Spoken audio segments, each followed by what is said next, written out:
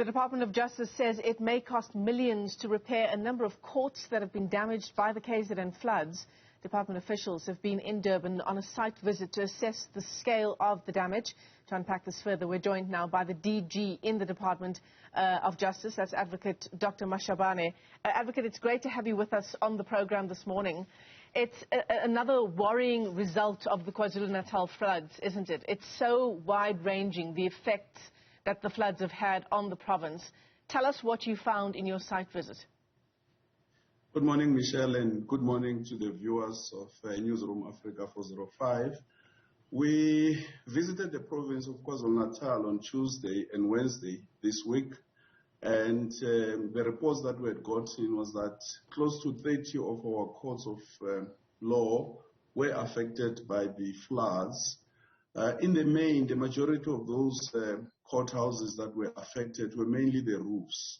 And in one case, I think in one annex court in Pietermaritzburg, there was a flooding on the basement, which the water moved up about 1.5 meters high and affected, the ground floor of that building.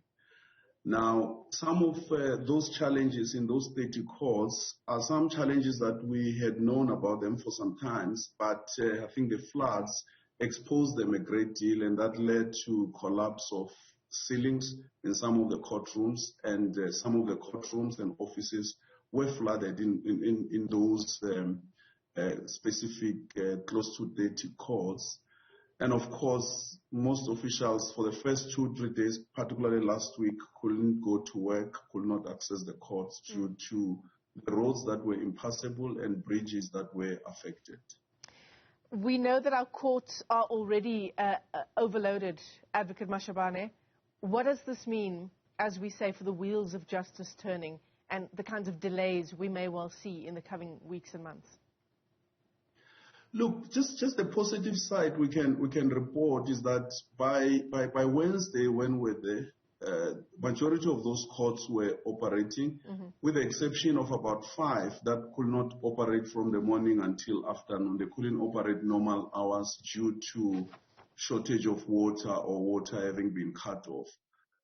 In one town like Verulam, there's a general problem in the town. The town doesn't have water.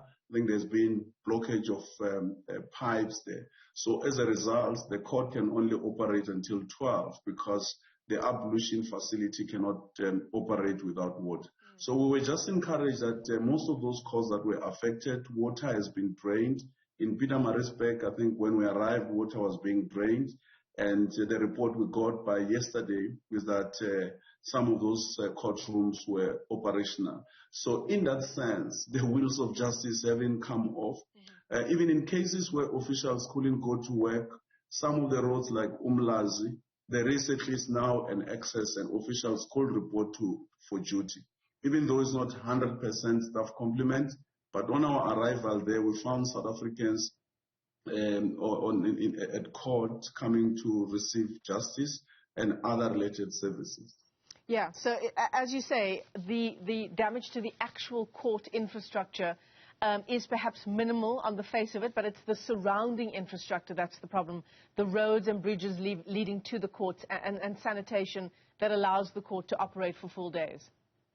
That's correct. It may also not be that minimal because, you see, the moment we see roofs leaking, affecting the ceilings and flooding the courtrooms, and we're talking about almost 30 courts, and those may be the ones that we know now on the face. So the repairs of those will obviously, we haven't quantified the total amount, but obviously it might go to hundreds of millions. As you will know, the facilities, the court facilities are managed by us, but the maintenance, the repairs, we work through the Department of Public Works and Infrastructure.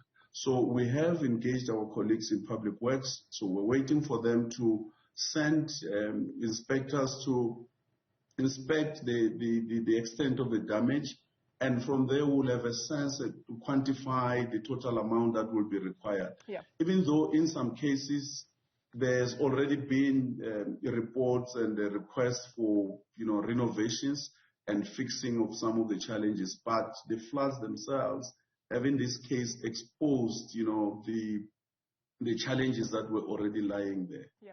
Advocate Dr. Mashabane, let me thank you for your time this morning with the Department of Justice, the DG there, giving us an update on the damage to courtrooms in KwaZulu-Natal as a result of the flooding in that province.